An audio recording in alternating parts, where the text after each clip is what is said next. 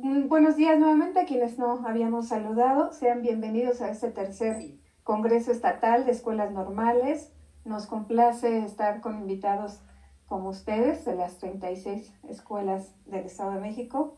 Reciban un cordial saludo del licenciado Raimundo Zavala Sánchez, director general de Educación Normal, así como de la maestra Leticia Gómez Alemán, subdirectora de Escuelas Normales. Hoy tenemos un curso taller con motivo de este tercer congreso con un excelente experto. Este curso taller que él tituló Estudio del Arte con la disertación del doctor Ramón Gutiérrez Martínez. Él es doctor en arquitectura. Ustedes ya van a conocer en unos momentos su amplia experiencia. Él nos va a compartir de su presentación. Está con nosotros también en la sala la maestra Adriana y la maestra Isbetia de la Subdirección de Escuelas Normales. Nos van a estar apoyando ahí leyendo algunos comentarios o dudas que tengan para que al finalizar la presentación del doctor Ramón podamos establecer una charla. Así que les pedimos que a través del chat, quien tenga ese tipo de dudas o comentarios los pueda escribir. Así que, sin más preámbulos, cedemos la palabra al doctor Ramón Gutiérrez. Bienvenido, doctor. Muchas gracias, buenos días. Gracias a todos ustedes por la organización de este evento y la presencia de quienes se interesan en este campo que es un tanto complejo en una parte, ¿no? Quiero mencionar nada más en este sentido que yo soy arquitecto, estudié en la Universidad Autónoma del Estado de México y después me envió la universidad, ya siendo docente, recién egresado a la Universidad Nacional Autónoma de México. Les quiero mencionar esto como un antecedente de cuáles han sido las influencias que tuve en mi formación profesional.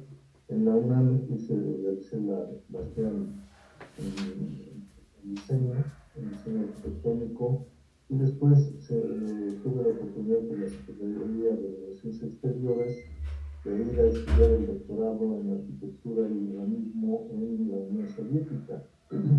Estuve en Ucrania y Rusia y hice el recorrido de las 15 repúblicas que integraban este enorme país, ¿no?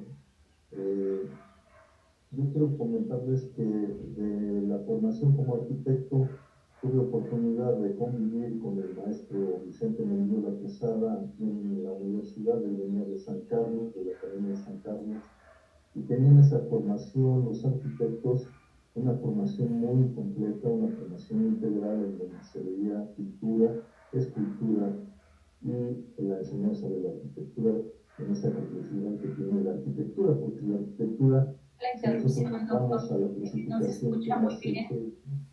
Disculpe la interrupción, no se escucha muy claro. Doctor. Muchas gracias. Muy claro. Nos dicen que se escucha muy bajito, doctor. No sé si pudiera aumentar su volumen. Creo que no. ¿Quiere que hable un poco más fuerte? Me voy a acercar más. Sí, perfecto. Si se acerca. ¿Ya sí se escucha mejor? Maestra Penélope, ¿usted cómo lo escucha? Sí, ¿Ya así se está escucha mejor. mejor? Está mejor. Muchas gracias. Gracias. Gracias. Bueno, les comentaba este antecedente de la formación, un tanto la influencia y en el estudio. ¿Ya se escucha mejor? ¿Sí? Bueno. Sí, doctor. Gracias. Gracias.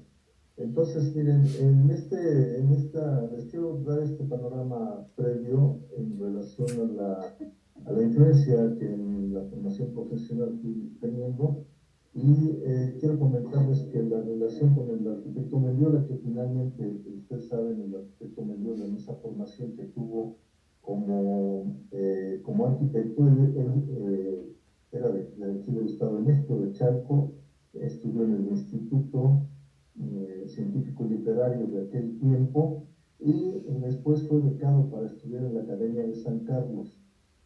El arquitecto Mendiola, como lo definían en la UNAM, era un hombre del Renacimiento en el siglo XX.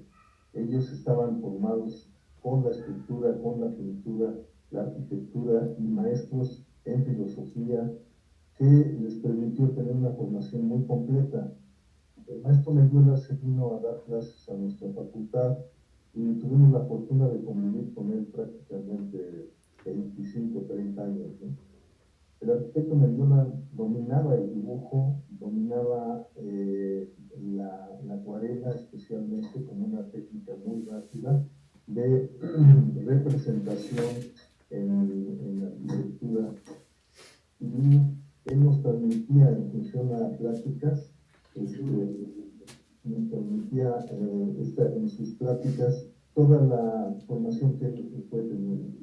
El maestro Mendiola, como antecedente, debo decir que él construyó la Catedral de Toluca, él construyó el monumento, el monumento de Pemex, él construyó la Diana Cazadora junto con el aljibe y el escultor, que por cierto, con el escultor ahí, la relación, el escultor de aljibe llega a decirle en una ocasión que el presidente de la República le había encargado la construcción de un monumento que no tuviera compromiso, digamos, político, que no fuera complicado para la población apreciar este monumento, que quería un monumento a la belleza, ¿no? Entonces el arquitecto Mendiola le propuso realizar un monumento con una escultura femenina hoy, que es el día que se conmemora este evento trágico el 8 de marzo en relación a la mujer.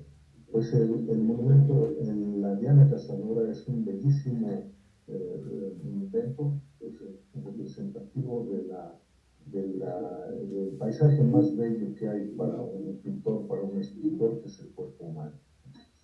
Entonces el maestro Mendiola tuvo esa oportunidad de que nos diera clases de dibujo, dibujo imitación, dibujo con carbón, dibujo en acuarela. Y entonces con él convivimos en esta relación y le trajeron a maestros a la escuela de arquitectura de aquel momento, trajeron a maestros aquí a nuestra facultad. Y de esa manera fuimos teniendo esta formación, ¿sí? Yo debo decirles que la relación con el maestro Mendiola que nos fue muy completa, y en esta medida, en relación al tema de esta plática, debo decirles que nuestra formación como arquitectos teníamos talleres de dibujo, teníamos dibujo de imitación, dibujo de figura humana, dibujo al desnudo, teníamos acuarela y otras técnicas. Hay técnicas más complejas, como el caso del óleo, el acrílico, que requieren más tiempo. La acuarela, la gran ventaja en el caso de nuestra formación como arquitectos fue el hecho de que es una técnica rápida. Entonces, la gran ventaja con él es que él calculaba gran parte de las obras, y por otro lado, aparte de que las representaba, nos llevaba a las obras a ver el proceso constructivo, ya con la cantera, con la piedra, con los armados, para poder construir obras de tal monumentalidad como la Catedral de Toluca, como les comentaba. Él fue también el responsable de la remodelación o el trabajo que se hizo en la plaza cívica de la ciudad de Toluca, y proyectó y construyó el Palacio de Gobierno, el palacio que era el anterior, que ahora es el de Justicia, y remodeló toda la parte del Palacio Municipal y lo que fue la plaza cívica, que le llaman la plaza, que se llama la plaza de los Recording in progress. En este caso, debo decirles que esta plaza, el martes, que por cierto quiero aclarar que luego tenemos la costumbre muy arraigada de llamarle zócalo, que es un término incorrecto. Les voy a decir de dónde viene ese término zócalo. El zócalo es un zócalo. El zócalo es la parte que protege los muros o la base de las columnas, y es una parte, digamos, de la columna, el zócalo. ¿Por qué se le llamó Zócalo en la Ciudad de México, a la Plaza Cívica o la Plaza de la Constitución en la capital del país? Se le llamó Zócalo porque ahí, desde Antonio López de Santana, pensaba construir la columna de la Independencia en el centro de la Plaza Cívica en la Ciudad de México. Y como ya no se construyó ahí, sino Antonio Rivas Mercado, el arquitecto, le encargaron que la hiciera en el Paseo de la Reforma, donde está el Ángel, este monumento a la Independencia. En la Plaza de la Constitución se quedó la base que es el zócalo, digamos. Entonces, como era de la altura casi de una banca, la gente se citaba en el centro del país, en el ombligo del país, digamos, en la Plaza Cívica, y decían, el punto de referencia era el Zócalo, nos vemos en el Zócalo, y se convirtió en una costumbre llamarle Zócalo a la Plaza Cívica. Es así que después en las otras ciudades del país se le llama Zócalo a la Plaza Cívica, pero es un término incorrecto, popular, pero no es el nombre adecuado. Acá se llama en Toluca, en la Plaza de los Mártires, y en la Ciudad de México la Plaza de la Constitución. En este sentido tenemos la presentación de esta plática sobre el proceso, la didáctica. En la UNAM tuvimos oportunidad de llevar lo que fue la didáctica aplicada a la enseñanza del diseño. Yo con esto quiero mencionar sobre la importancia que tiene la enseñanza del diseño, de las artes y de las humanidades. El día de ayer tuvimos una exposición en el centro de Toluca, en la plaza de Castro, en una exposición de acuarelas. Estaba el presidente municipal. Yo insistía en que una de las formas de transformar, digamos, a la sociedad es insistir en las artes y las humanidades. La enseñanza y el trabajo sobre las artes y las humanidades nos llevará a una evolución de la sociedad, una evolución armónica. Yo recuerdo cuando fui consejero universitario, que fui director de la Facultad de Arquitectura, se hacía la propuesta de la creación de la licenciatura en arte dramático, cuando nosotros propusimos también diseño gráfico, diseño industrial.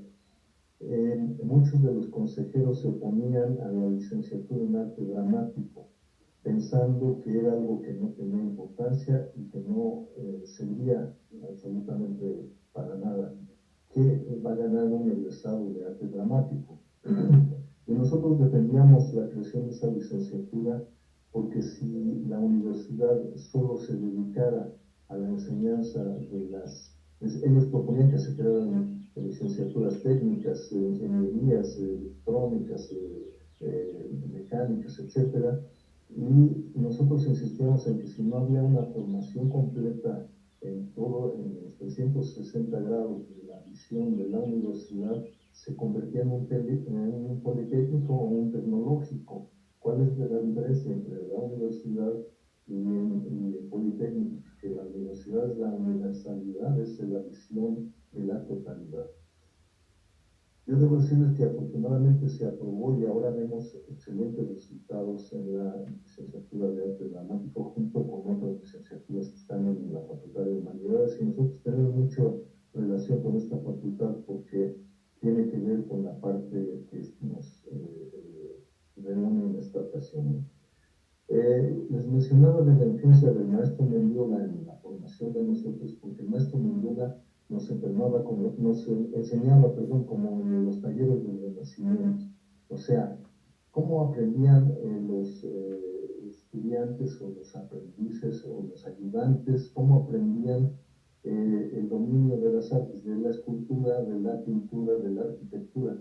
Pues trabajaban en los talleres con los grandes maestros. Es así que vemos cómo Leonardo da Vinci trabaja en el taller del Verrocchio, del escultor, preparando, limpiando el taller, arreglando los boletes, pulverizando los pigmentos para lograr colores diversos.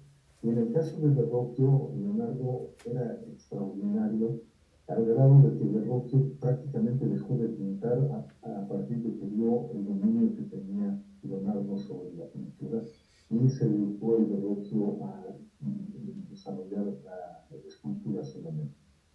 Y Leonardo, bueno, ¿qué puedo decir de Leonardo da Vinci? Un cerebro universal. O sea, yo creo que la humanidad no ha dado hasta la fecha otro cerebro que maneje, que domine las artes y las ciencias, la literatura, ¿no? Incluso tenía libros sobre recetas de cocina, o sea, era un extraordinario, era una mente extraordinaria que tenía una capacidad de retención y que tenía esa capacidad para la creación en diferentes campos. Es así que sus obras no son cuantitativamente importantes, son cualitativamente trascendentes. Yo con esto les quiero decir que para la enseñanza, para el tema que nos ocupa y la didáctica, cómo proceder en una enseñanza de las artes, digamos, en las escuelas. Nosotros debemos insistir mucho en la importancia que tienen las artes y las humanidades en la formación integral del ser humano. Nosotros no nos podemos abocar solamente en formar expertos en la parte técnica que después se dediquen a construir armas para la autodestrucción del ser humano. Nosotros tenemos que hablar, imagínense ustedes si los que deciden los rumbos del país, de los países en todo el mundo, si tuvieran formación integral en las artes y las humanidades, les aseguro que no tendríamos guerras en el planeta. Las guerras se van generando por ese dominio, por esa imposición y por estas sociedades de consumo en donde, como dice Eduardo Galeano, consumimos lo que no necesitamos, compramos lo que no necesitamos con un dinero que no tenemos para mostrárselo a personas a las que no les importamos. Entonces, en este sentido debemos ir viendo todo esto. Miren, quiero comentarles que la influencia más directa que tuve pues, fue con el maestro Mendiola. Vicente Mendiola Quesada es extraordinario hombre del Renacimiento en el siglo XX, un orgullo del Estado de México. Y por otro lado, tuve oportunidad de coincidir cuando estaba estudiando ya en Moscú, en la Academia de Artes, que le rendían homenaje al maestro Ignacio Barrios. Ignacio Barrios, que nació en Zacualpan, y que cuando fui a una exposición que casualmente veía yo por la calle del centro de Moscú, un enorme letrero que decía acuarelista mexicano Ignacio Barrios. Cuando fui al homenaje que le estaban haciendo los pintores rusos, soviéticos, pues para mi sorpresa vi que estaba representado el Grabado de Toluca de manera extraordinaria y me decía que por qué pintaba de esa manera tanto al Grabado de Toluca, al Chinantecatl, al Cinacatecatl, al cerro, al volcán de los 9 cerros, a esa casa del agua, a la casa de Dios, al Grabado de Toluca. Y me dijo, pues soy de Zacualpan, tú de dónde eres. Le digo, yo soy de Toluca, pero pues estoy estudiando acá. Dice, pues vamos a ir a pintar con ellos. Y entonces salí a ver pintar y después ya me invitó que fundáramos la Casa de la Acuarela acá en Toluca. ¿Qué sucede con este proceso? Bueno, que en el caso del maestro Mendiola, en su formación en San Carlos, en el caso del maestro Ignacio Barrios, en el caso del maestro Luis Isagua y Leopoldo Flores, pues se aprende haciendo, se aprende. ¿Qué puedo recomendar yo a los docentes, a los expertos, digamos, en la transmisión de los conocimientos? Esto de las artes en sus diferentes campos, se aprende como aprender a nadar. Uno puede tener algunas clases, sesiones de pizarrón, pero definitivamente uno debe entrar al agua, debe meterse al agua para poder aprender a nadar. De lo contrario, si no se practica, si no se aplica y si no se está ejerciendo permanentemente, no va a haber resultados ni avance en este campo. Y la apreciación artística solo se da en la medida en que está uno constantemente con esa capacidad de asombro. Incluso yo insisto con mis alumnos que el ser humano envejece cuando pierde la capacidad de asombro. Si ya no hay capacidad de asombro, yo a veces veo jóvenes viejos y viejos jóvenes. El caso de Pablo Picasso, pues Pablo Picasso era un viejo con la capacidad de asombro de un niño de 5 años. A los 95 años se trepaba a los andamios y seguía pintando como un... Él le impresionó mucho las cuevas de Altamira, de Lascaux, las pinturas rupestres de hace 30.000 años, y decía que a partir de esas pinturas de Altamira todo era decadencia. Pero pintaba a los 95 años de edad, o sea, esto es lo que quiero insistir, que lo que está buscado un docente, un maestro que transmite a los alumnos en estas aulas, por favor despierten esa capacidad de asombro, que todo lo vean, que vean el cielo, vean las plantas, bueno, vean los árboles, los animales, que pinten, dibujen todo el tiempo, estar conectando la mano con el cerebro, porque les insisto acá a mis alumnos en la universidad, que esa conexión del cerebro con la mano es lo que le permitió al ser humano, no quiero decir al hombre, porque ahora a la mujer y al hombre, a la especie, digamos, es lo que nos permitió evolucionar y poder escribir y poder plasmar ideas y la abstracción de esa, digamos, de la realidad. ¿Cómo puedo traer yo un volcán que es kilómetros y cómo lo puedo abstraer y pintar aquí en un lienzo, ¿no? Esta capacidad y esta capacidad de asombro, como van a ver ustedes en la siguiente lámina, si quieren podemos empezar la primera lámina. Como la pasaremos acá, ¿verdad?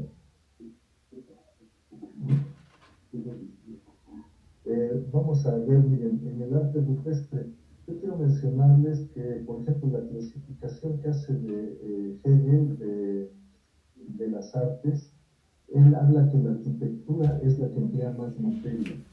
La arquitectura es, vamos, monumental, permanece en el tiempo, emplea más materia y la arquitectura es la que en su clasificación la ubica como la primera de las artes. La siguiente, luego en esa clasificación, es la escultura, luego está pasando muy rápido.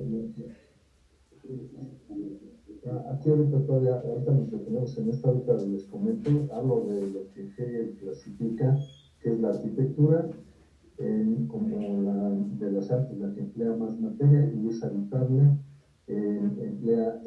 tiene una enorme complejidad porque es arte y ciencia a la vez.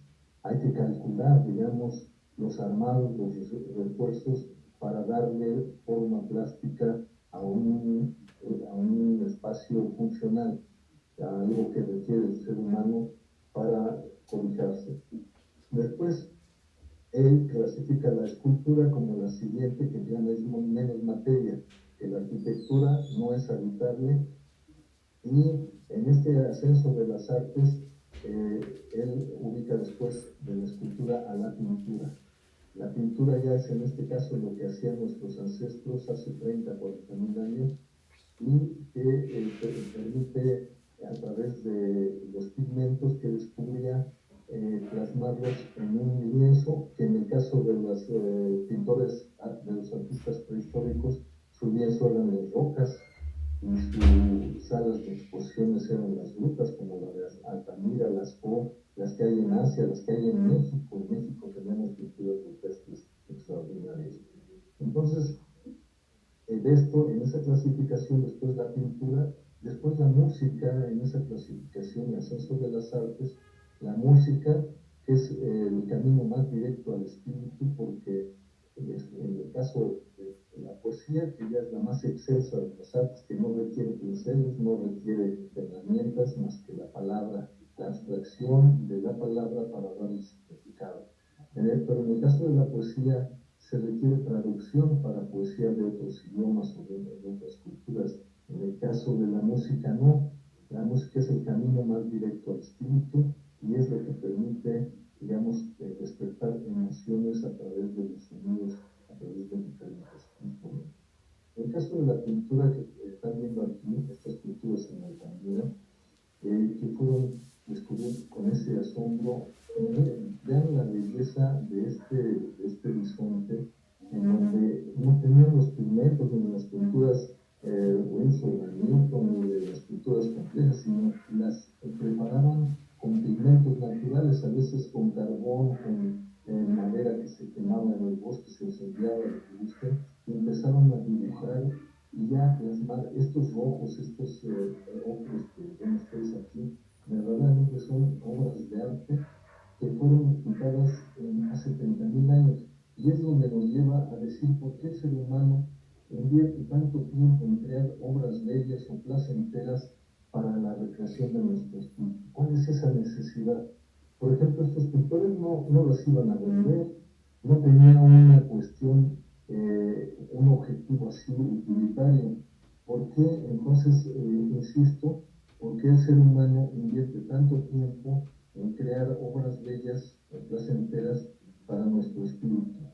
En este caso, las primeras muestras conocidas de pintura de serie, estas figurativas que son estas de las cuevas de Altamira y de Lascaux, datan de hace unos 30.000 años. 30.000 años, y antes la pintura de esta ya había esculturas, había las esculturas como las famosas Venus, y en este hecho se asocia una evolución intelectual significativa. Yo quiero decir con esto que en algún momento el hombre adquirió esa capacidad de asombro, de pensamiento abstracto, y aprendió a crear sin un objetivo utilitario concreto. Por eso cuando dicen a veces cuántos millones de dólares cuesta una pintura de Van Gogh o cuántos millones de dólares cuesta una pintura de Leonardo, y no la pintaron incluso con esa finalidad. En algún momento el hombre adquirió, decía, esa capacidad de pensamiento abstracto, ¿no? Y ha desarrollado a través del tiempo una enorme capacidad de aprendizaje para adaptarse al entorno. ¿Qué pintaban en estas pinturas rupestres? Cuando pasamos a la siguiente, aquí pasamos a la siguiente y vemos cómo en estas pinturas, cómo era, digamos, la parte creativa. Mucho se dice, Eduardo Galeano sostiene que quienes pintaban en las cuevas de Altamira, de Lascaux y todas las pinturas de hace miles de años, eran mujeres porque ellas se quedaron en las cavernas por su condición de mayor debilidad, digamos, cuando estaban embarazadas, no podían salir a la cacería. Sin embargo, ellas cazaban en la roca las imágenes, la figura de lo que iba a suceder al exterior. Esto es algo extraordinario porque dicen que muchos a veces de estos cazadores regresaban y si no veían plasmado en las rocas que lograban la cacería de un bisonte, de un animal de estas dimensiones, si eso no lo veían plasmado en la roca, no iban a... Esto quiero decir que esa parte de, si nosotros a los estudiantes les enseñamos cuál es el proceso, digamos, de abstracción, cómo puedo pintar un bisonte que yo lo vi afuera, en la cacería, ¿no? Pues lo puedo pintar por esa capacidad de asombro en primera y la imagen retentiva o la memoria retentiva. ¿Qué es la memoria retentiva? Pues la memoria retentiva les debo decir que es lo que nosotros vemos de pronto y nos queda grabado en la mente. En el Oriente, en el Japón, por ejemplo, le llaman sumie, que es el hecho de que vean un pájaro en pleno vuelo y ya sin verlo, porque el pájaro no lo pueden detener en pleno vuelo, en el aleteo que va dando, sino lo retiene la mente. Esta imagen retentiva la plasma en el lienzo y por eso con un pincel, tinta china y agua y un lienzo logran pintar un caballo galope, una gaviota, digamos, o bien ya algo más estático como las flores y la propia naturaleza. Es una técnica extraordinaria, muy rápida, que permite al estudiante en este proceso retener determinadas imágenes y poderlas plasmar de manera muy directa. A veces decimos, te conozco como la palma de mi mano. Uno le dice al estudiante, ve la palma de tu mano, ahora dibújala, y entonces se da uno cuenta que la capacidad de retención no fue tal, no recuerda uno con precisión lo que estaba viendo. En el caso de las personas con imagen retentiva importante, les mencionaba llamaba Leonardo da Vinci. Leonardo tenía una enorme capacidad. Miren, si ustedes analizan los dibujos de Leonardo da Vinci, hay dibujos de una pelea de gatos, por ejemplo. Y si ustedes han visto el enfrentamiento de los gatos, es instantáneo, es fulminante, no se retiene prácticamente nada, porque es tan rápido como se agrede, se retiran y no hay forma de detenerlo. De hecho, tenemos dibujos de estos enfrentamientos, de estas peleas de gatos, y la retención que tenía lo dibujaba. Por eso tenía de todo tipo de dibujos del movimiento del agua, de las nubes, o sea, su capacidad de asombro era extraordinaria. Cómo dibujarla, cómo funcionaba y cómo poder plasmar en un lienzo X. Como les digo, en este caso de estas pinturas, el lienzo eran las rocas, pero vean la gama de colores que tenían con tan limitadas posibilidades, porque recuerden que no tenían pinceles, los fueron fabricando ellos con fibras, fueron desarrollando estos pigmentos y logrando estas imágenes bellísimas. La siguiente, por favor. Podemos pasar a la siguiente.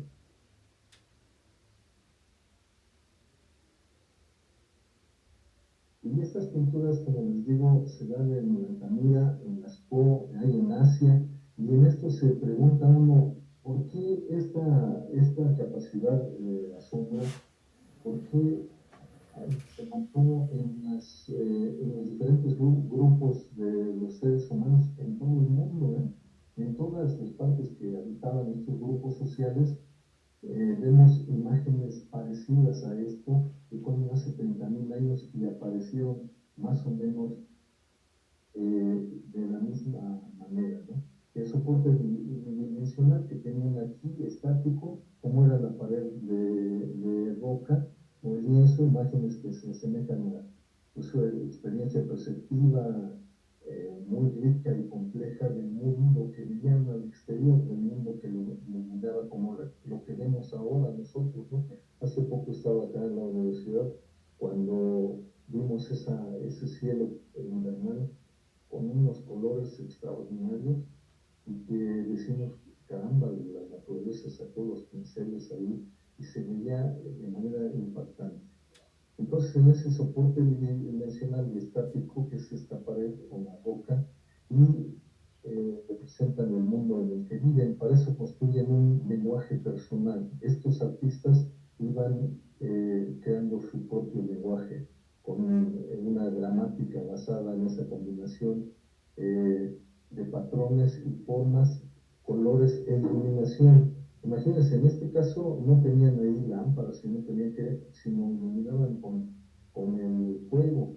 ¿Por qué se refugiaban en las cavernas? Pues porque había que huir de los tigres dientes de sable, había que huir de depredadores sumamente poderosos, y en este caso lo que los protegía, bueno, era la caverna y el fuego, porque ni las lanzas los protegían en cierta medida. Los protegían, pero cuando un tigre se acercaba, una lanza no era suficiente. El fuego les fue de gran ayuda. Y por otro lado, aquí ven ustedes en la parte superior izquierda de esta pantalla, ven a seres humanos ya, a hombres con arco y flecha. Yo les preguntaba cuál fue la primera máquina que inventó el ser humano. Imagínense a ustedes una familia que se refugia porque ahí estaban los tigres para los depredadores y se suben al árbol. En el árbol, ahí protegen a la familia una mañana, hasta un día, pero poco a poco los miembros de la familia, o muertos de sed o en hambre, iban cayendo y los depredadores los esperaban ahí abajo. ¿Cómo defenderse? Ya ni con piedras ni con lanzas podían defenderse de depredadores tan poderosos. Es así que conforme se fue desarrollando el dedo pulgar y bajaban de las ramas, pudieron descubrir la flexibilidad de la rama con colocarle una cuerda. Con la cuerda lograron la primera máquina de la historia, el arco y la flecha, que fue un descubrimiento extraordinario porque les permitía defenderse desde un árbol o desde una distancia que les protegía, permitía defenderse de los depredadores y también les permitía cazar, como lo vemos en estas imágenes. En estas imágenes ya vemos la primera máquina, que es el arco y la flecha. La flecha es ya de mucho menor tamaño que una lanza grande de metros, 3, 4 metros, y en cambio esta es una flecha de cortas dimensiones, pero con filo y con venenos que ellos iban descubriendo y con la punta de una resistencia mayor, como la de ónix o como determinadas piedras, ¿no? En esto yo les puedo decir, miren, si uno le dice a nuestros estudiantes, dibujen, vean esta imagen y dibujenla con los colores que ustedes quieren. Y empiecen a dibujar con acciones, esto es lo que ven, pero ahora hagan y fuera del taller, dibujen o pinten lo que ustedes crean. ¿Qué les llama la atención? Las flores, las plantas, los animales. Quieren dibujar al perro, el perro durmiendo, el gato. Quieren dibujar las nubes. Las nubes es un tema extraordinario para decir, vamos a pintar las nubes. ¿Con qué lo hacemos? Con gis y con un cartón. O sea, podemos ir trabajando sobre elementos muy sencillos. La siguiente, por favor.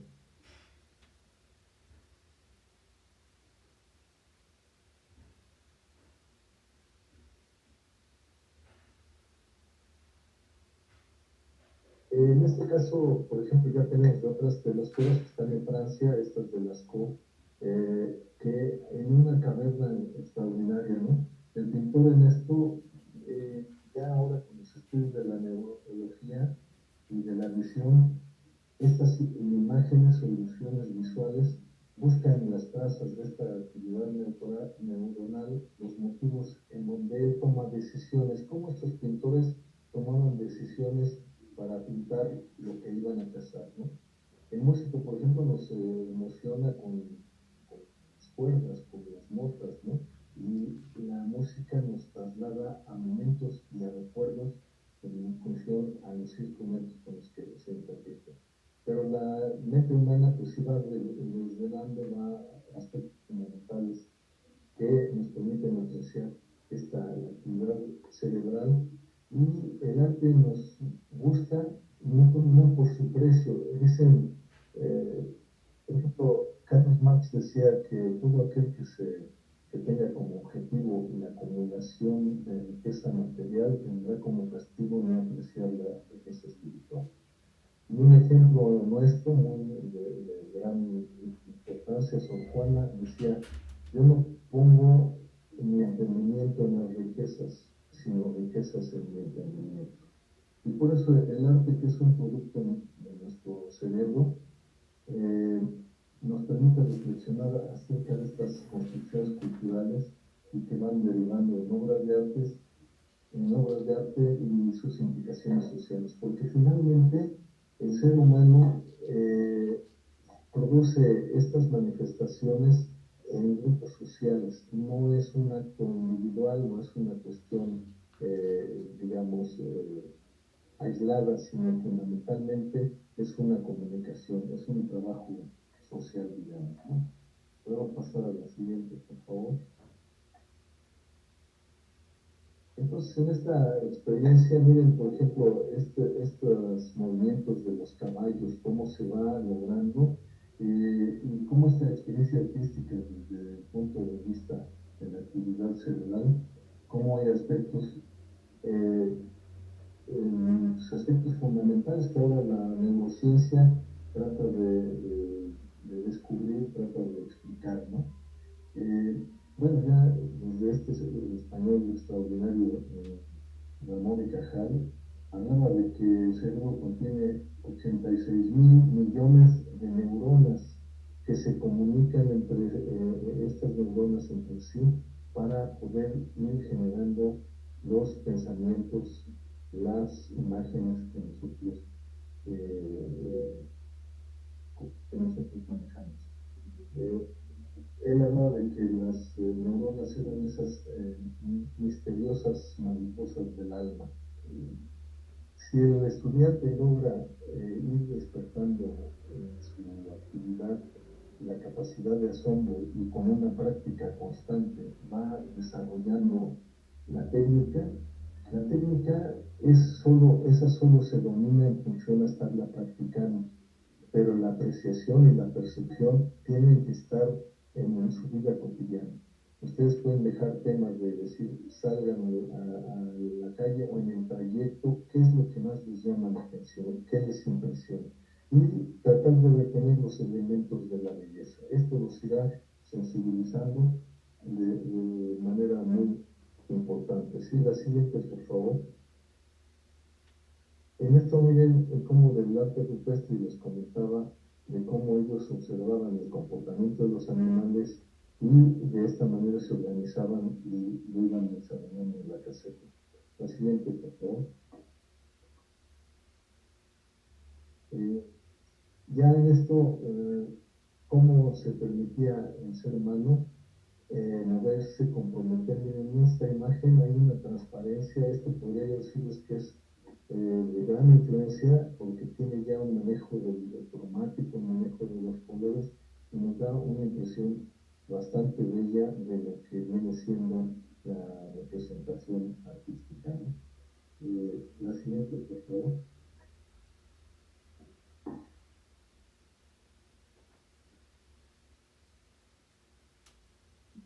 Está un poco lento el internet, perdón, pero ahí va. ¿Perdón? Está un poco lento el internet, por eso no pasa. No, pero... no hay problema, no hay problema, ¿eh? Yo con esto decía Ramón y Cajal que la neurona por sí misma no puede realizar la misión de construir señales informativas para nuestro cerebro, sino que necesitaba sincronizar su actividad con otras neuronas. Por lo tanto, la comunicación neuronal es una propiedad fundamental del sistema nervioso. Y en este caso vemos cómo en esta capacidad del hombre de hace 30.000 años, podemos afirmar que tenía unas condiciones de creación similares a las nuestras, ¿no? Casi con esta vamos a terminar la parte, digamos, en la que para esta exposición yo quería nada más mencionarles lo que les impresionaba y cómo lo plasmaban en estos lienzos de roca o en estas grandes. Que por cierto, tenemos un papel ahora que usamos en la acuarela, en la pintura, que es de caolín y le llamamos papel de roca o papel de piedra, que se pulveriza como un talco y al hacer el papel nos da unos efectos excelentes con la pintura. Pero en este caso ellos pintaban en la roca, ¿no? Aquí en el caso de Altamira y de Lascaux. Y ahorita vamos a pasar, quería pasarles unas imágenes de una etapa de la Bauhaus en Alemania, que fue en las artes, pero en este caso, en la anterior, esta, si ponemos la primera que apareció después de las pinturas rupestres, por favor. Yo en esto les quiero decir, bueno, estas son pinturas que yo vengo realizando, estas son de las que expusimos ayer acá en Galería en el centro de Toluca. Si nos podemos pasar del sitio.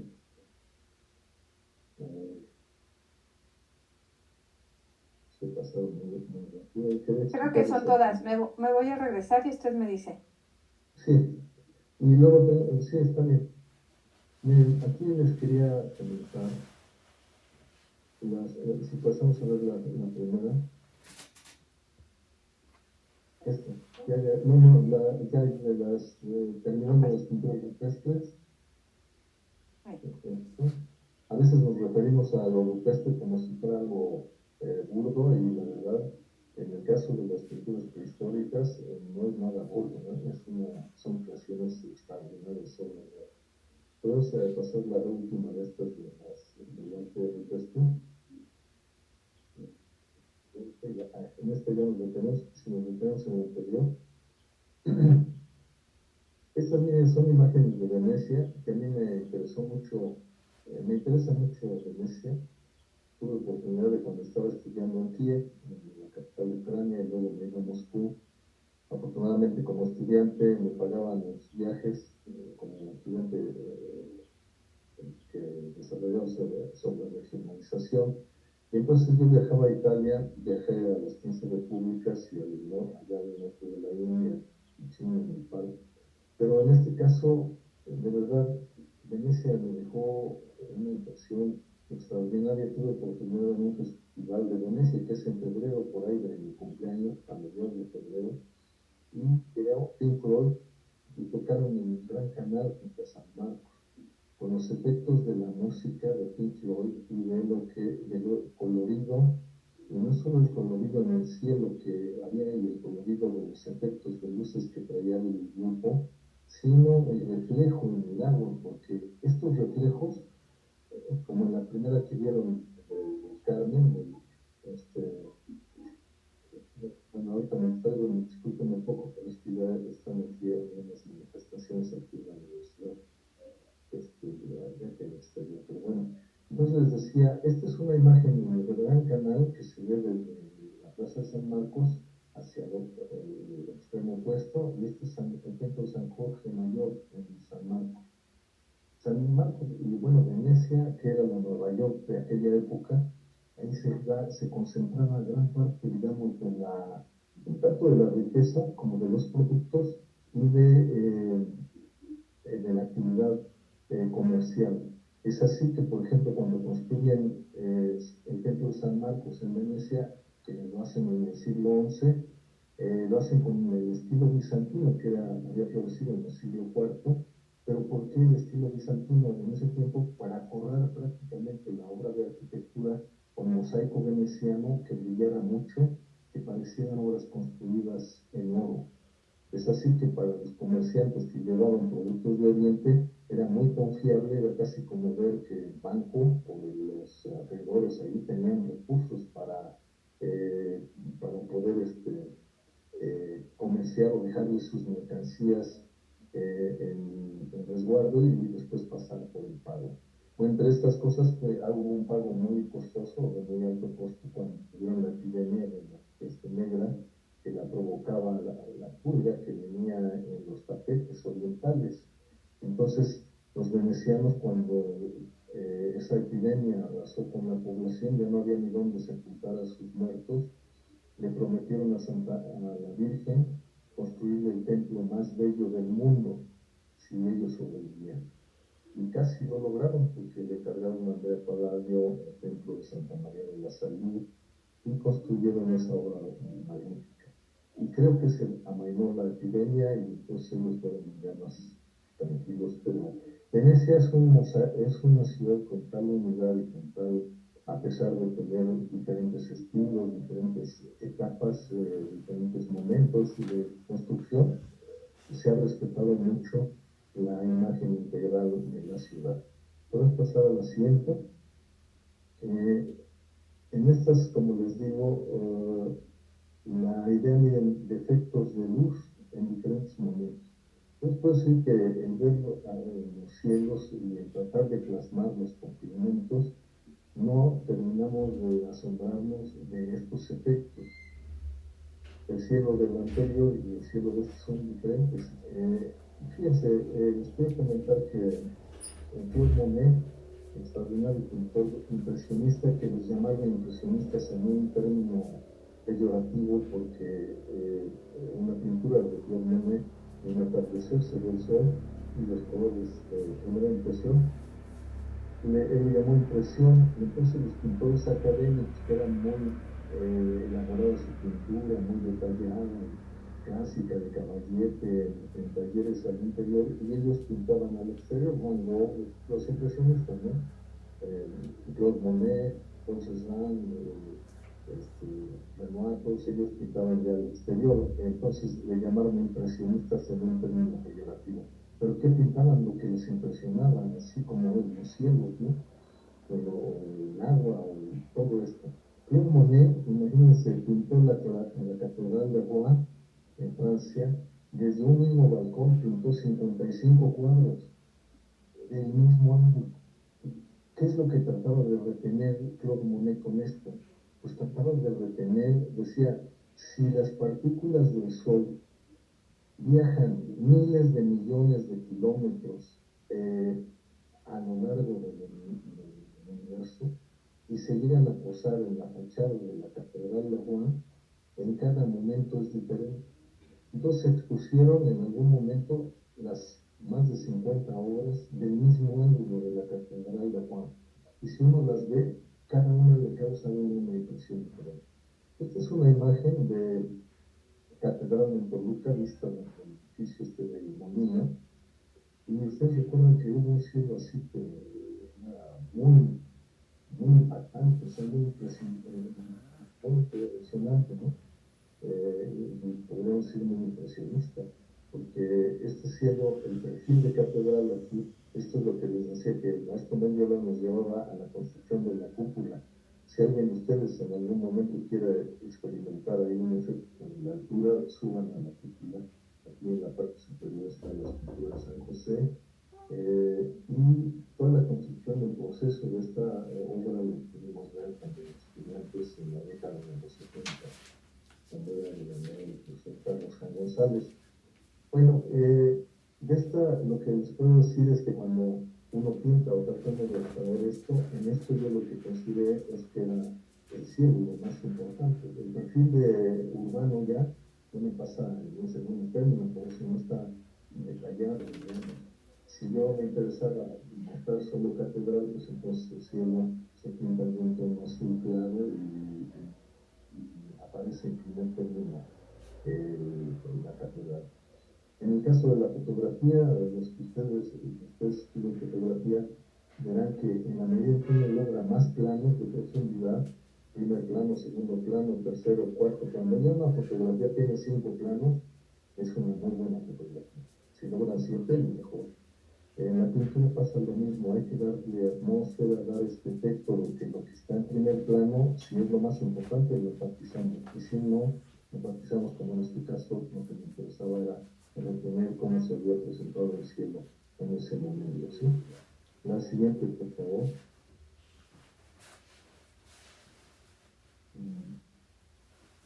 Miren, hay efectos de primera impresión. O sea, este es un efecto, en este hicimos con gaviotas y eso, y en esta ya dice, no le pongo ni gaviotas. O sea, ya de por sí el efecto del agua cuando golpea con la fuerza del viento, pues ya es un efecto pictórico. El caso ahorita que bueno que apareció el volcán, el Nevado de Toluca, que me decía que es la casa del agua, el Sinanteca, o Sinacantecatl, en la casa de los 9 cerros. Ahora que estamos padeciendo del agua, les debo decir que estamos en una zona privilegiada. Mi asesora allá en la Unión Soviética me decía, ustedes están en el paso de huracanes. Si no fuera por los huracanes, México está en la latitud del Sahara, del desierto de Arabia, del desierto de Gobi, el cinturón más seco del mundo. Serían un desierto y no tendrían selva y no tendrían agua. Sin embargo, la naturaleza le sube el agua a 4.000, 5.000 metros sobre el nivel del mar sin bombear, y nosotros la descuidamos a tal grado que los escurrimientos de agua potable que nos trae la naturaleza los dejamos perder y se van y los convertimos en drenajes y en basureros.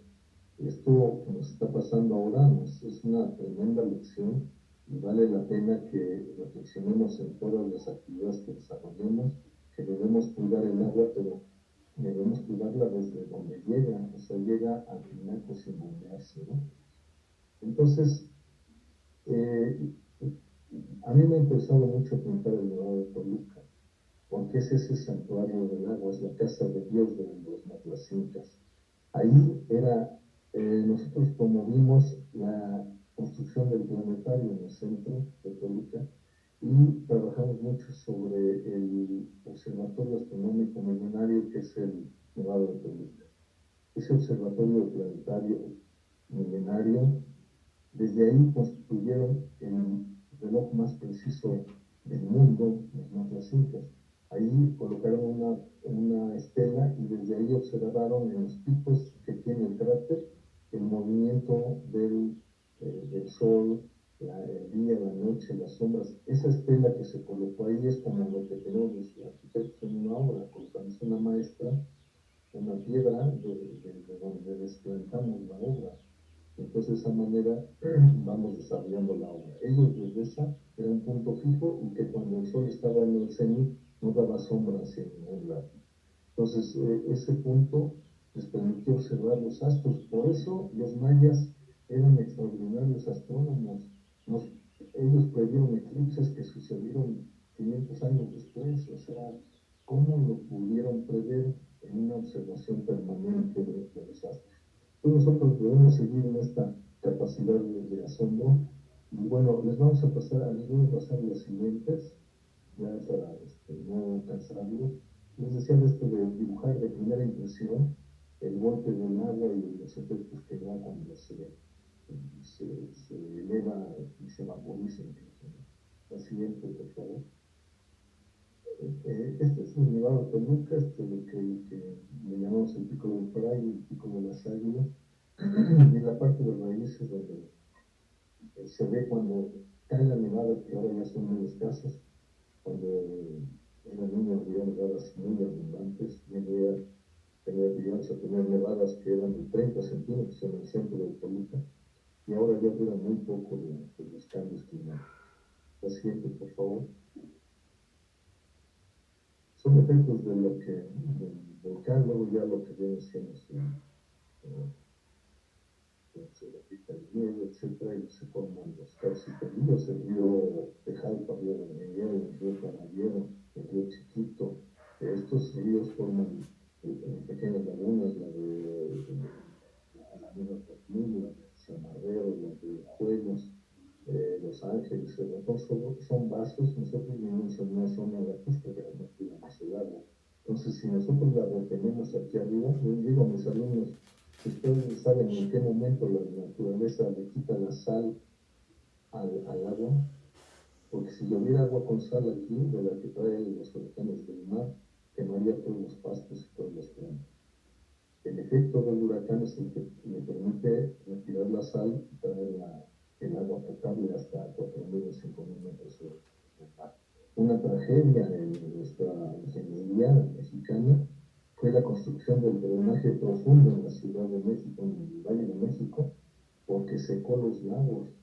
Y si nosotros el agua nos la trae acá a la naturaleza, ¿por qué tenemos tanta prisa en desalojarla? Acá en el caso de el Nevado de Toluca tenemos prisa por mandarla hasta Vándaro o Valle y luego bombear de regreso cuando lo teníamos arriba en el Tinaco sin bombear. O sea, tenemos que estudiar todo esto y bueno, pintarlo y pintar que es una maravilla todavía, es un santuario el Nevado de Toluca. Y yo en esto aprovecho para decir que lo debemos cuidar, no debemos de perder sus árboles, no debemos usar el repujal como material de construcción en barricones, porque es el filtro del agua. Si diario salen miles de góndolas y camiones de volteo con el material petro del volcán, estamos acabando con el filtro del agua. Pues no nos extraña quedarnos sin agua. Pero bueno, ojalá y en el campo en el que cada uno de nosotros esté, defendamos el agua y el santuario, porque para los mapucincas era un santuario, era la casa de Dios. Bueno, la siguiente, por favor, ya vamos a... Esta es una vista del Nevado desde el centro de acá, en la zona de los Incas, y se ve la Torre del Carmen, Catedral, el Calvario. Es una obra que está expuesta ahorita aquí en el centro, está la exposición que usted está atrás del Palacio Municipal, ahí está en la exposición. El cielo y el contraste con el Nevado. La siguiente, por favor. En el primer término está el Templo del Carmen. Ustedes saben que es el único convento completo que nos queda en Toluca. Y bueno, me llama mucho la atención pintar el Nevado de Toluca y sé que por más que uno lo plasme, cada día, cada momento es diferente. Sus colores, las etapas, tiempo de estiaje, tiempo de lluvias, etc. Entonces, la idea de el método para la enseñanza de las artes con los estudiantes es fundamentalmente el despertar. Si uno logra despertar esa capacidad de asombro, que pinten todo, que dibujen todo y que no crean ya en la computadora. Se lo digo a mis alumnos acá en la Facultad de Arquitectura, de licenciatura, de maestría y de doctorado. ¿Qué les digo? Si ustedes dejan de dibujar, están desconectando lo que le permitió al ser humano evolucionar. Si ya no dibujan a mano y todo creen que lo hace la computadora, estamos perdidos. No es cierto, la computadora es un medio, es como un telescopio, les permite ver más lejos, pero no sustituye sus ojos, no dejen de dibujar directamente a mano, ¿sí? Bueno, estos ya son efectos de bosque, de árboles y demás, en donde, por ejemplo, Hegel en su clasificación en el estudio de la estética en las artes, dice que en la medida en que uno logra sintetizar, en no detallar ya los árboles, o las hojas, o lo que uno dibuja, sino ver casi con el alma, ¿no? O sea, tener el valor de eliminar lo superfluo. La siguiente, por favor. El caso de los pintores de la Bauhaus en algún momento fueron hasta yendo al punto en el que casi desaparecía la idea inicial del árbol. La siguiente, por favor. Aquí tenemos otras que son hechas estas con la técnica del Sumier, muy rápido. Y este está hecho en un efecto como de collage al frente de tirón de roca, y esto está sobrepuesto en relación a la acuarela del fondo. La siguiente, por favor. Son reflejos. Me gusta mucho pintar la nieve. Viví 5 años en temperaturas extremas allá en Ucrania y en Rusia, y me atrae mucho el efecto de la nieve, los colores, los efectos los árboles que, como en Canadá, que se dan con un colorido impresionante. Y entonces esto, en función con los cauces de los ríos y la nieve, da un extraordinario. La siguiente, por favor. Estos efectos de los árboles, por ejemplo, en este caso, cómo los inclina el viento. Y los árboles responden, por eso dicen que las palmeras resisten huracanes por esa flexibilidad y no ponen resistencia. Si fueran troncos rígidos, no, arranca los huracanes, ¿no? La siguiente, por favor. Entonces, ya para terminar, nada más pasamos estas. Esta es una acuarela muy pequeña que mide 10 por 15 centímetros. La siguiente, por favor. Esta es una figura humana que tenemos desde la academia, cuando el maestro de Viena nos traía la modelo de San Carlos, y la pintamos porque nos insistían que la figura humana es el paisaje más bello para un pintor. Y nosotros lo hacemos con profesionalismo, con un enorme respeto a las compañeras. Y en este caso les explico por qué casi no hacemos figura humana de hombre. Fernando Cano, el escultor, me insistía en que la figura humana, cuando es una figura humana en hombre y una mujer, la figura humana del hombre parece como muy débil en comparación con la figura femenina. Y él, en el caso de sus esculturas, las representaba como un fauno al hombre, para que con cuernos y con una cola de chivo y sus cascos tuviera plásticamente una mayor riqueza. La siguiente, por favor. Bueno, estas ya son algunas marinas, nubes y el efecto de movimiento del agua. La siguiente, por favor. Estas son las faldas del Dorado de Toluca, que han realizado también, cuando cae la nevada y hay todo que se ve pase de esa parte. Creo que esta es la última, ¿verdad? Y si quisiera yo dar paso, quisiera dar paso a algunas preguntas y lo que ustedes les gusten en relación a esta presentación.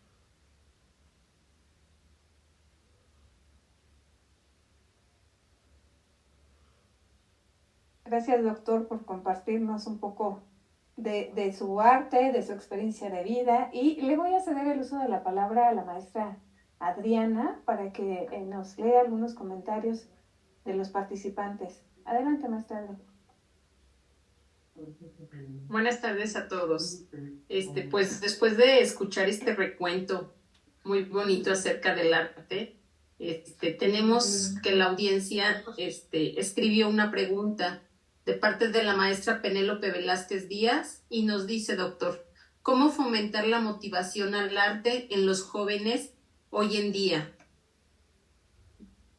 Gracias por la pregunta. Es muy importante. Miren, tengo casi 50 años de docente aquí en la Facultad de Arquitectura, y el objetivo principal es fomentar esa capacidad de asombro. les insisto en que por principio es casi inducir mucho a la observación de lo que ellos quieran ver, las flores, las plantas en general, los animales, en movimiento, las nubes, casi en una sesión es decir, traigan por favor gis o una tinta o pintura blanca, que puede ser de estas de acrílico, de estas Vinci, económicas, procurar que no gasten en elementos caros de pintura, ¿no? Ya eso será más adelante, pero les puedo decir que los artistas de la prehistoria no gastaban ni en lienzos, ni en pigmentos, y ni los preparaban. Y entonces es despertarles que observen, casi decirles, mañana quiero que desde el ángulo en donde ustedes vivan, me dibujen el nevado de Toluca, o lo que tengan más cercano de la topografía y demás. En otra, lo que hacía Felipe Santiago Gutiérrez, hay unos extraordinarios dibujos que hizo en Sinacantepec, en el mercado, es decir, párense en el mercado y dibujen a la gente, cómo se viste, qué elementos lleva, qué vende,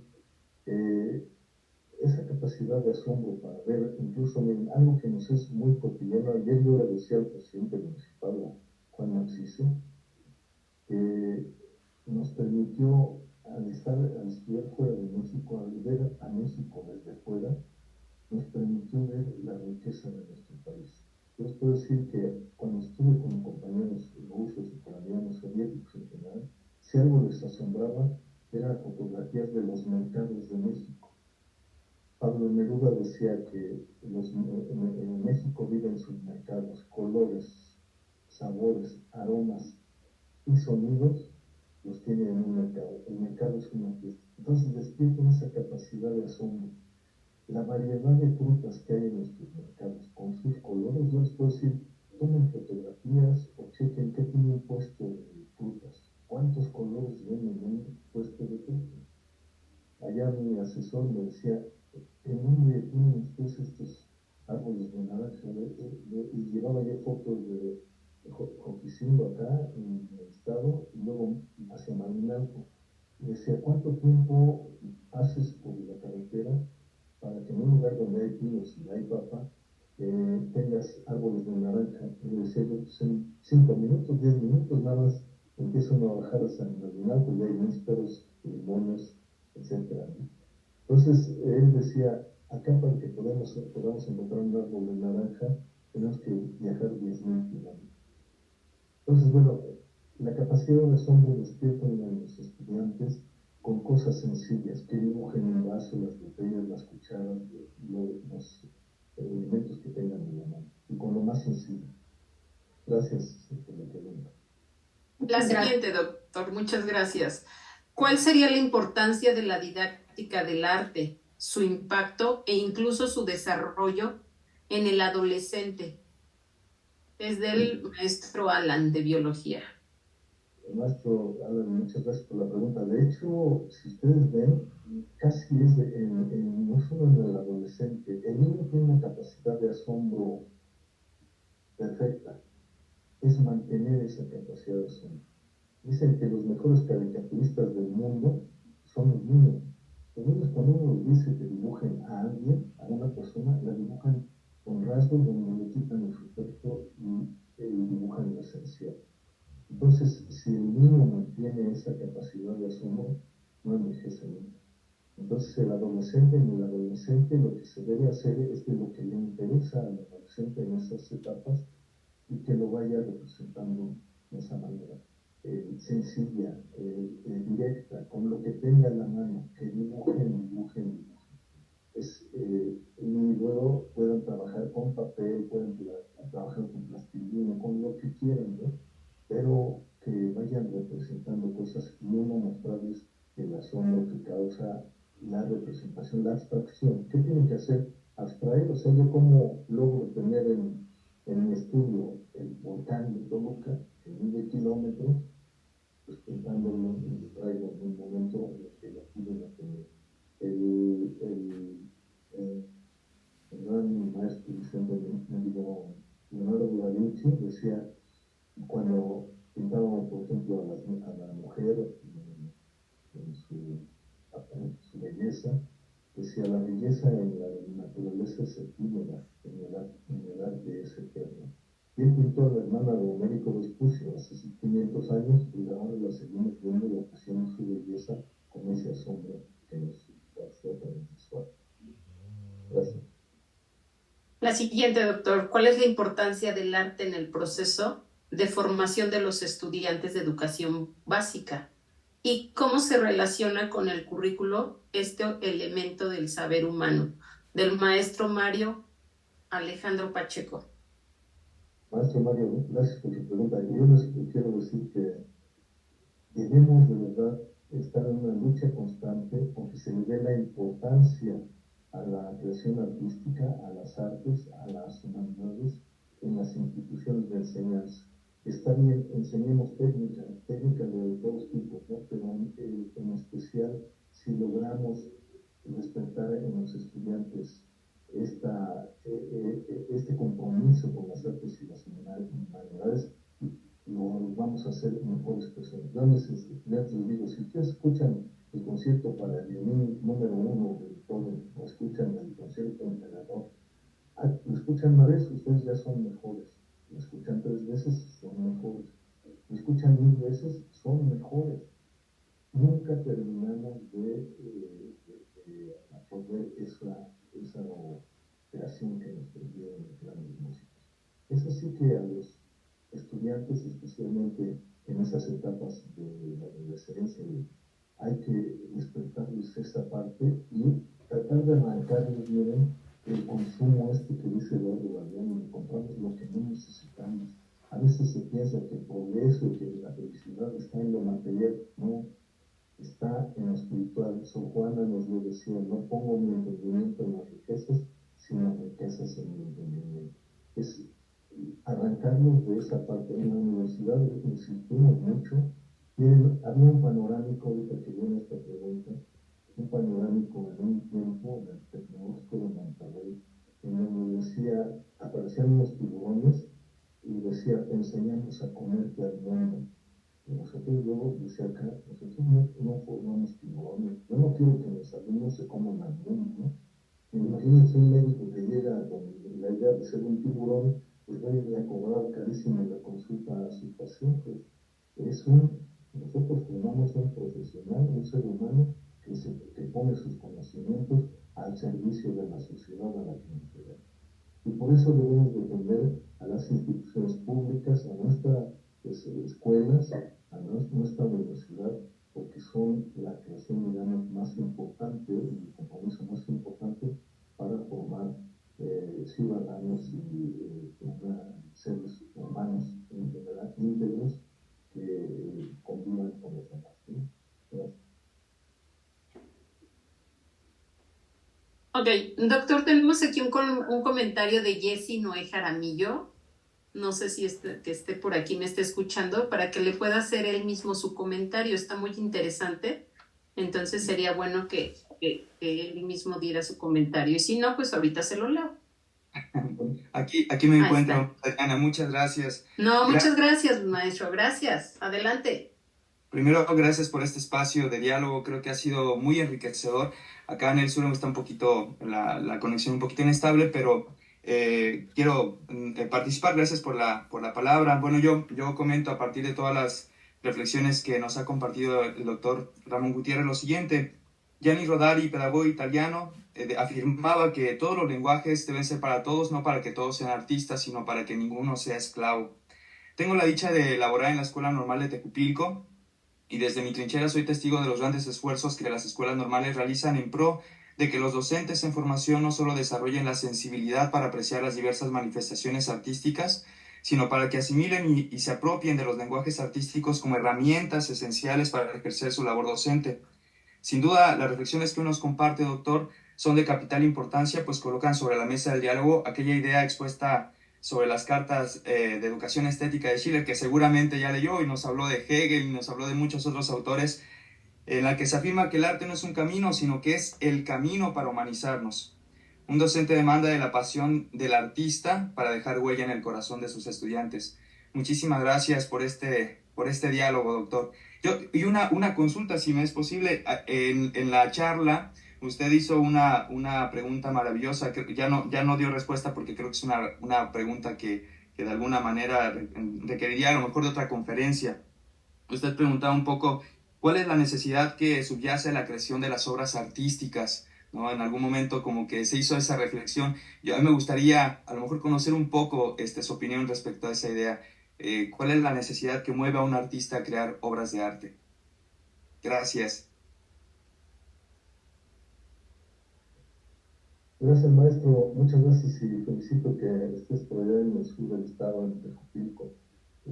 Dos cosas, ¿no? Fíjate que vas a tener la oportunidad. El licenciado Gustavo G. Velázquez, que es un filósofo extraordinario aquí de nuestro estado, amigo, yo era un maestro para todos nosotros, y él, quiero mencionar por Tejupilco, que él cuando murió a su familia les dijo que me daba su biblioteca.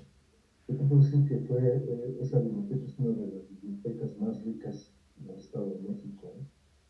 Y el maestro Gustavo G. Velázquez, su familia que me heredaba, yo calculaba como unos 5 o 6 mil volúmenes, fundamentalmente de filosofía, de literatura, de las artes en general, y me heredó esa biblioteca. Y yo decía, ¿qué hago? Entonces estuve gestionando para que se instalara en una biblioteca. Yo no la quería tener en casa y que no puedo atender bien la biblioteca, y como doy acceso a muchos estudiantes, ¿no? Entonces vinieron a ver un grupo de Tejupilco, una maestra que me dijo que el maestro Gustavo G. Velázquez era de Valle de Bravo, y él era un hombre que amaba la provincia y venía de allá con esa sed de conocimiento y con esa trascendencia que tuvo para nosotros. Y entonces, cuando me la pidieron para Tejupilco, dije, con mucho gusto, dice, vamos allá a la biblioteca de Gustavo G. Velázquez y le mandamos con perfecto. Perfecto, entonces está en Tejupilco, para si la gustas ir a consultar, completar allá. Y ahí, por cierto, que hojeando los libros que tenía en su acervo, veía yo en un concurso que hubo en España sobre que la gente de diferentes edades representara dibujos del Quijote, de lo que hayan leído, y lo plasmaran. Y un tema me llamó enormemente la atención, porque veía dibujos de niños sobre el Quijote cabalgando, veías a dibujos de personas de edad avanzada, miles de personas participaron y plasmaron en ese libro cómo veía la gente al Quijote, ¿no? Yo recuerdo, porque acá en la Facultad de Derecho, cuando fui candidato a la rectoría, les decía yo que en una frase, ¿por qué Ignacio Ramírez es el nigromante? El nigromante viene de la nigromancia y de esto de las ciencias oscuras y de algunas malas vibras, digamos. Y en el Quijote decía el Quijote, un oscuro nigromante hará que coman en un establo Sancho, Bucio y Rocinante con el caballero andante. Y de ahí venía el seudónimo de este enorme diputado que fue Ignacio Ramírez, el nigromante, y lo mencionaba yo en la Facultad de Derecho, porque pues, debemos seguir, y los abogados deben seguir el ejemplo de personajes como él y como Ignacio Ramírez en general. Pero gracias por tu pregunta. Yo creo que esa es la parte esencial, y lo que incluso en el arte rupestre, hace 30,000 años, estas personas que les llevaban, no iban a vender sus pinturas, estaban en una cueva. ¿Qué les motivaba a decir, quiero plasmar yo aquí a los bisontes corriendo ahí, ¿no? Y luego el cazador entraba y decía, si está dibujado, es que así va a suceder fuera. Si no estaba dibujado, no iba a la cacería, ¿no? Entonces está muy interesante esa reacción del ser humano, porque no sé yo en qué momento el dibujo, la pintura, eso se convierte en arte. Esa parte es la que la neurociencia ahora tratan de encontrar, en qué momento. Yo tuve en el diplomado de Historia del Arte aquí en la Facultad de Arquitectura, para mi sorpresa, el 90% de los alumnos eran personas de edad y eran médicos. Uno, el neurólogo Juan José, que atendió a mi madre al final de sus días, y una alumna aquí, pues yo le dije, doctor, ¿usted nos podría como neurólogo explicar el momento en el que se da la parte de la necesidad de la creación artística? Y él decía que es una etapa superior, digamos, de esa necesidad que la tuvieron los pintores de la época de hace 30.000 años, de la época histórica. Ya no le quiero llamar rupestre porque uno a veces dice rupestre y le parece burdo, ¿no? Y no era tan burdo de nuestra opinión.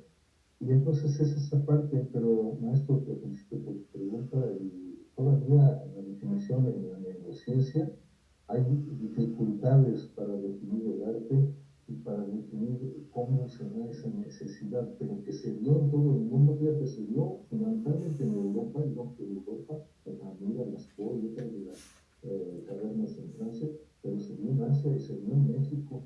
Entonces, en algunas etapas, pero hablamos de una etapa de definición de cómo surgió esta necesidad de manera espontánea en todas estas regiones, ¿no? Como una necesidad de comunicación social, que esa sí la tenemos en el momento en el que dejamos de caminar en cuatro extremidades y empezamos a manejar las manos como herramientas extraordinarias de la transmisión.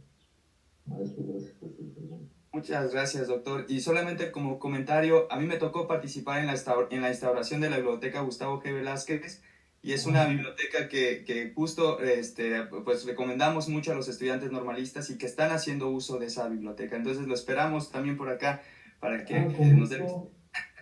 Con gusto acepto ir allá, y si me invitan, yo aprendo más de ustedes. Me dicen que acá en mi facultad, ¿por qué no me jubilo? Llevo casi 50 años, 48 aquí en la facultad, y les digo que no, porque yo aprendo más de mis estudiantes que ellos de mí. Entonces, si me invitas, hacemos una exposición allá. Expusimos en alguna ocasión acuarelas en el tecnológico, en la Universidad Tecnológica de allá, que a mí, bueno, pintamos con el maestro Barrios, el maestro Nishizawa, pintamos el cerro de la muñeca. Y yo no estoy de acuerdo mucho en que se le llame universidad tecnológica, porque esa universidad no es tecnológico, porque si es universidad, no es universidad, y tiene una parte tecnológica. Pero incluso creo que la universidad pedagógica, pues debe ser una universidad especializada en aspectos de la pedagógica, ¿no? Pero gracias, oye, qué buena noticia. Eso es lo mejor que he escuchado hoy. Me refiero a como comentario de que hay una biblioteca instalada del maestro Gustavo G. Velázquez. Estuve ayer con Arturo Bernal, que fue mi alumno, estaba casado con José Luis Velázquez. Me compró una vez una acuarela en un fondo negro, una papel acuarela negro con tinta blanca, y la pinté cuando la luna a nuestro nevado, que está bien cargado de nieve, y me llamó ella, ¿cómo le llamó? Noche de luna. Claro de luna, claro. Pero con gusto, si me invitan, estoy a su orden y voy comiendo. De verdad, me gusta mucho este tipo.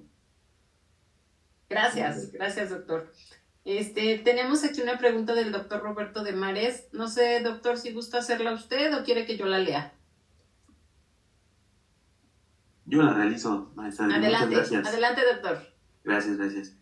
Bueno, agradecer primeramente poder compartir con nosotros este taller, el poder aprender de todo lo que nos ha compartido, pues siempre es una experiencia enriquecedora, y a través de los comentarios de nuestros pares. Quisiera preguntarle qué recomendaciones pudiera brindarnos para, a través justamente de todas estas expresiones artísticas, generar en los estudiantes algunos procesos de tipo cognitivo de orden superior, y cómo esto podríamos aprovecharlo para generar producciones académicas justamente para la educación superior, para el nivel en el que se encuentra. Yo creo que sí, maestro, gracias por su pregunta. Yo creo que la práctica, y en especial ustedes que están en este sector tan importante de nuestra sociedad, que es el tratar con los alumnos con esta importancia y esta toma de conciencia de lo que el papel que cumplimos cada uno en una etapa etapa que deseamos social que sea superior, ¿no?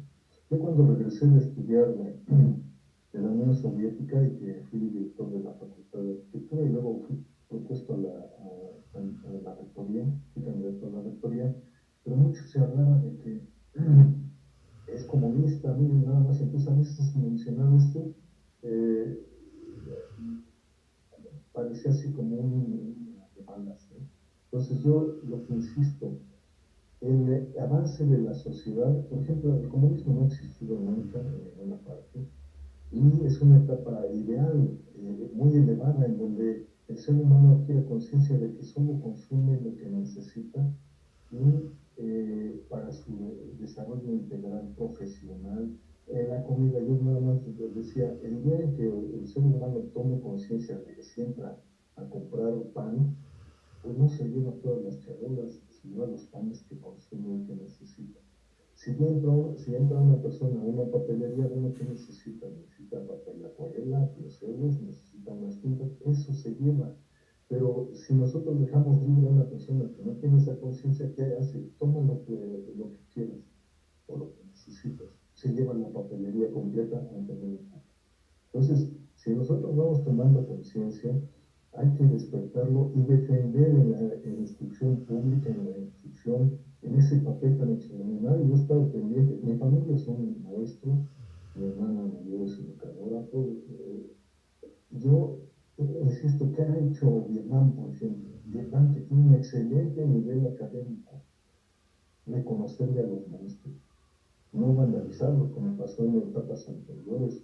Se vandalizaron, ¿no? Los maestros son, ¿qué pasa? Los maestros son lo más trascendente, lo más importante en nuestra sociedad. Formen ustedes personas con conciencia social, con solidaridad, con la importancia de que no nos llevamos nada, que la acumulación material no es más que es lo más banal, o sea, tenemos que estar conscientes de que la riqueza está, lo que decía Sofía, riqueza en su entendimiento, no pone su entendimiento en las riquezas. Bueno, ya sabe, conocemos a muchos personajes que ponen su entendimiento en las riquezas. Pongan atención ustedes en formarlos, despertarles este interés, porque aprecien todo, ¿no? Las artes en diferentes manifestaciones, la música, que no dejen de ir a las salas de conciertos.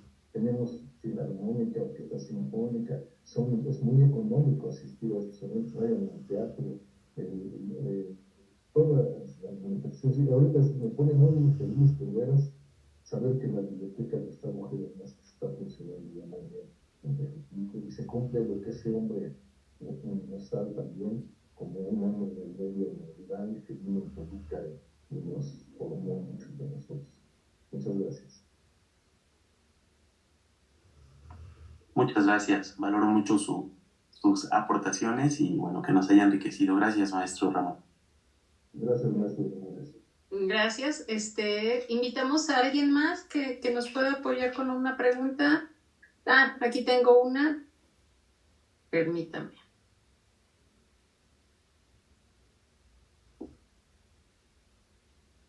Roberto David Sánchez, ¿gustas hacer tú la pregunta o quieres que yo la lea? Sí, está bien, muchas gracias. Adelante. Buenas tardes, doctor Ramón. Es un placer para mí ver que todavía existen los artistas que defienden y preservan el bello arte del oficio de las artes, ¿no? Porque es difícil en esta era de la virtualidad y las inteligencias artificiales como rescatar el oficio del pintor. Entonces, pues bueno, mi pregunta para usted sería, en esta experiencia que llevo dentro de las escuelas normales, ¿qué recomendaciones le daría a los docentes en formación para incluir las artes en sus prácticas docentes? Ya que de pronto el plan de estudios no contempla como tal las artes como, las contempla como un lenguaje, pero no como un oficio. Entonces, ¿qué recomendaciones les podría dar a los chicos que están en este camino de la docencia? Gracias, maestro. Y tengo una excelente pregunta. Yo quiero comentarle que a mí, o sea, me preocupa mucho, participo acá en la acreditación del plan de estudios de nuestra facultad. Fui fundador de, aparte que tenemos arquitectura, de diseño industrial, diseño gráfico, luego tenemos administración y promoción de la área urbana, y tenemos la acreditación de los planes de estudio. Con preocupación les debo decir que vamos perdiendo materias que son fundamentales en la formación, en el caso de los arquitectos. Por ejemplo, estamos perdiendo estereotomía, geometría, que geometría es valiosísima. Geometría es la que le permitió a Aristóteles introducirse en la filosofía. O sea, la idea de la tridimensionalidad, la geometría es tan trascendente para los arquitectos que no la podemos hacer a un lado. ¿Y qué va apareciendo? Van apareciendo aspectos técnicos, o sea, sí, la computación es importante, pero yo les puedo decir que la mayoría de los hombres más trascendentes no manejaron las computadoras. O sea, sí deben tener su espacio. Miren, en mis hijas, mi hija mayor estudió doctorado, la mujer doctorado en Montreal, en la Universidad de Madrid, y ella allá en esa universidad 4 semestres no les permiten usar la computadora para dibujar y para esto.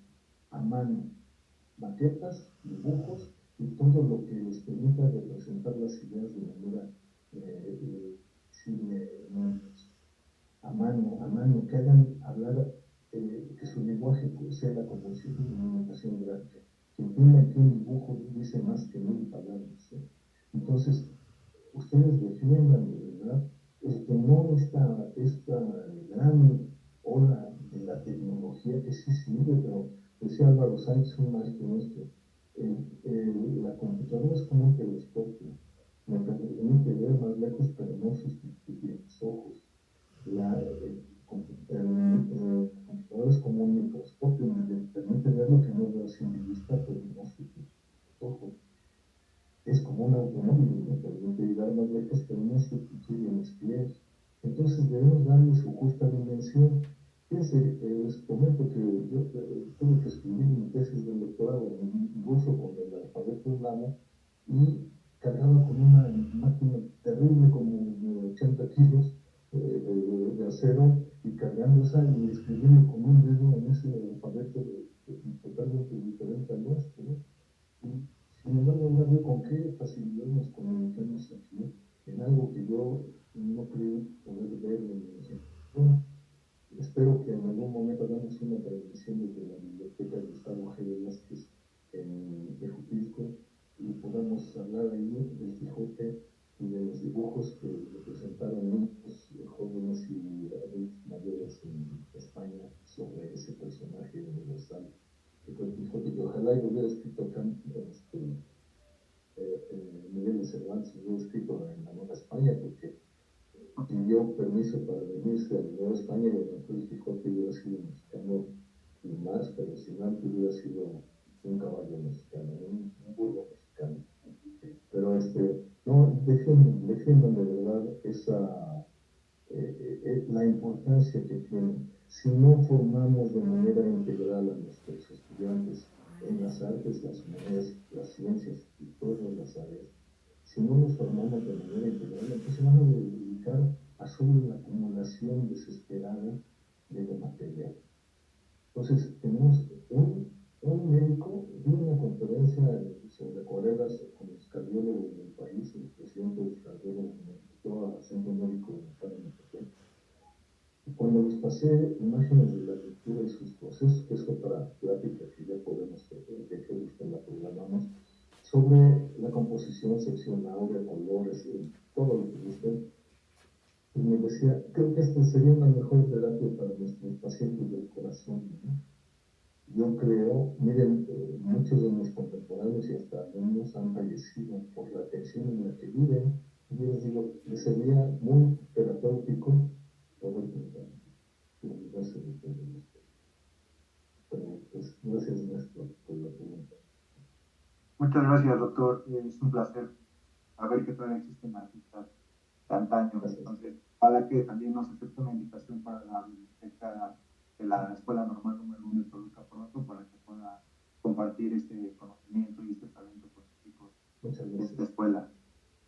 Gracias. Gracias a ustedes. Muchas gracias. gracias.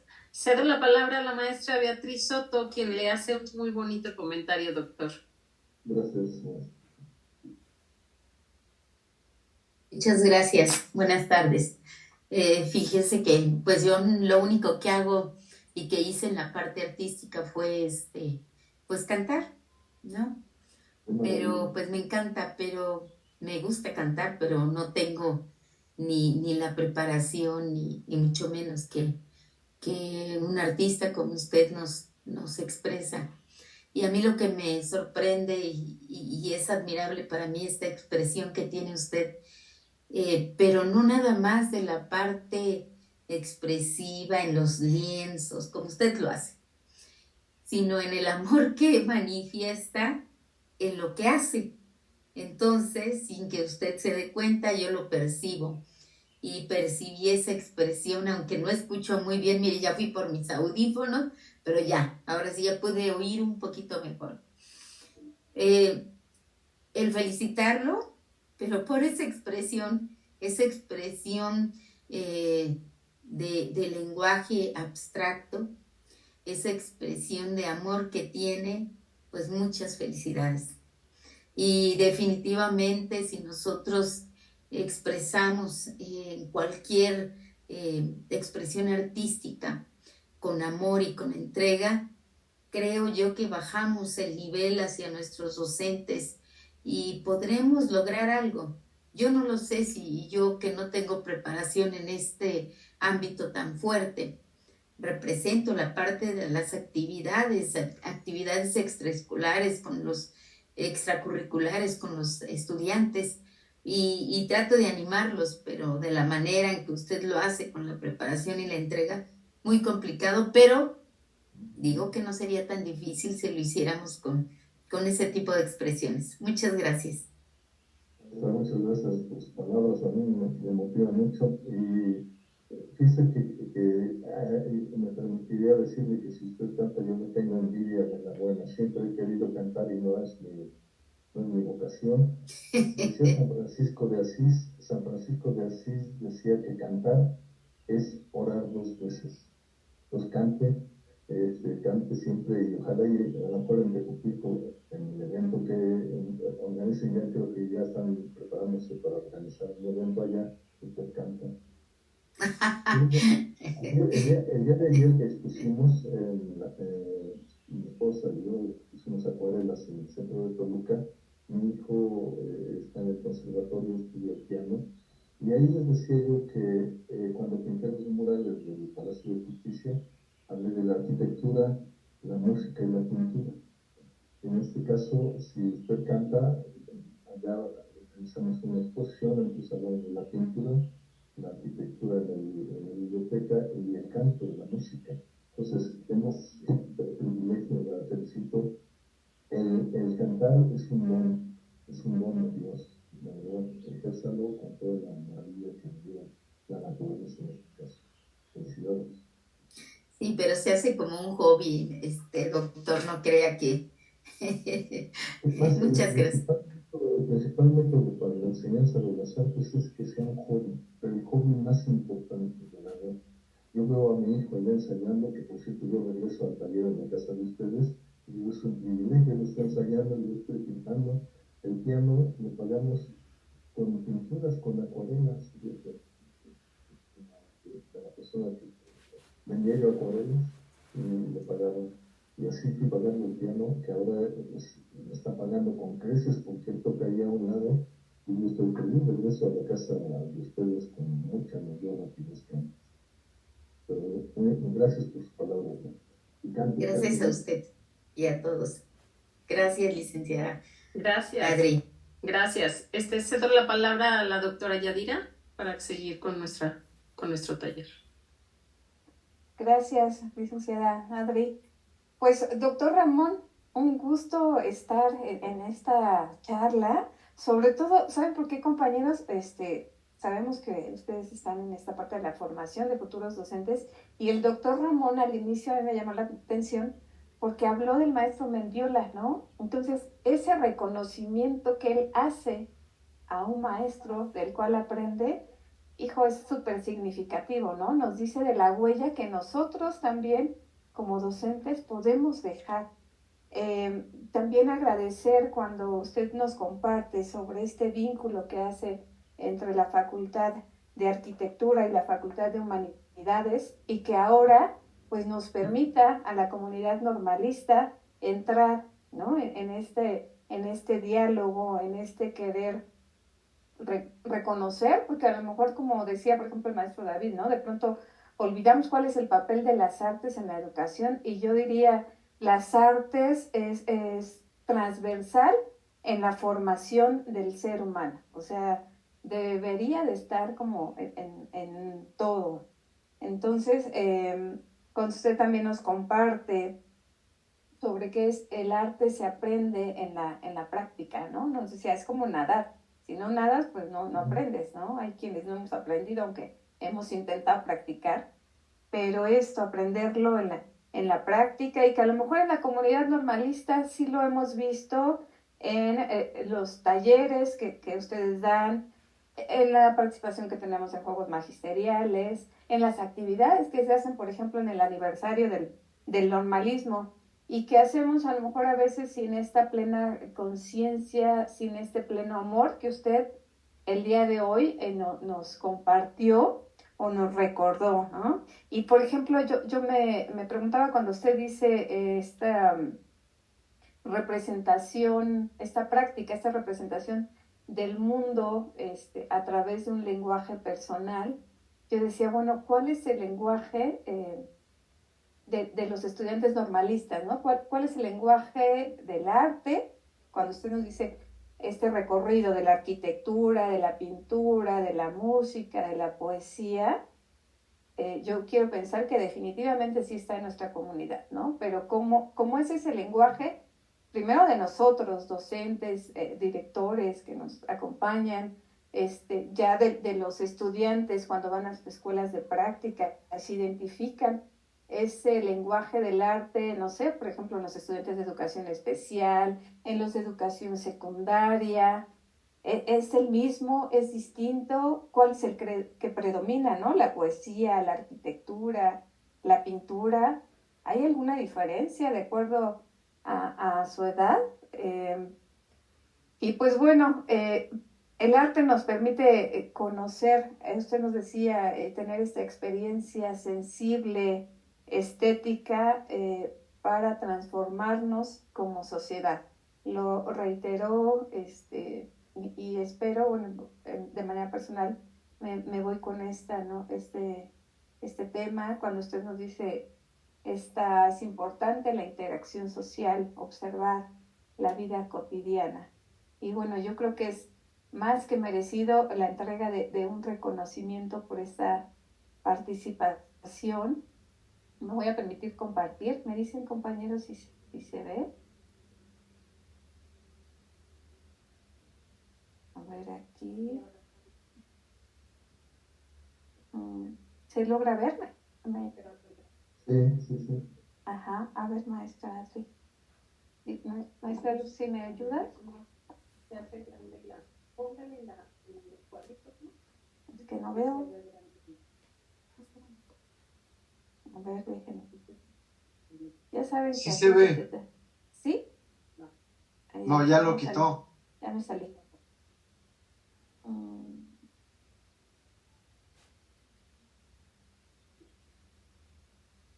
Es que se ve, pero